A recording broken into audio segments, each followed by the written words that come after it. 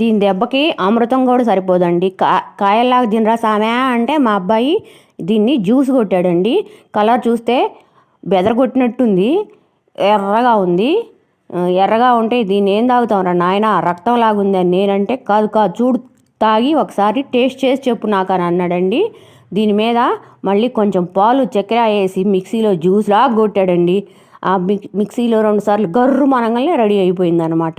ఇంకా దీనికి మళ్ళీ బూస్ట్ ఒకటంట అదొకటి యాడ్ చేసి మళ్ళీ మాకు ఇచ్చాడు. తాగండి తాగి చూసి చెప్పండి అన్నాడండి. సరే తాగిన తర్వాత అబ్బా దీని దెబ్బకి అమృతం కూడా సరిపోదు అనిపించిందండి. చాలా బాగుంది ఈ లిప్స్టిక్ కాయల జ్యూస్. మీకు కావాలంటే రెసిపీ పోస్ట్ చేస్తాను, తప్పకుండా చూడండి ఒకసారి, మెయిన్ వీడియోలో ఉంటుంది. తర్వాత ఈ జ్యూస్ తాగుతుంటే అబ్బా అసలు కలర్ చూస్తే ఇట్లా ఉంది, కానీ తాగడానికి చాలా టేస్టీగా ఉంది. నిజంగా బాగుందండి. తప్పకుండా లైక్ చేయండి, షేర్ చేయండి, సబ్స్క్రైబ్ చేయండి.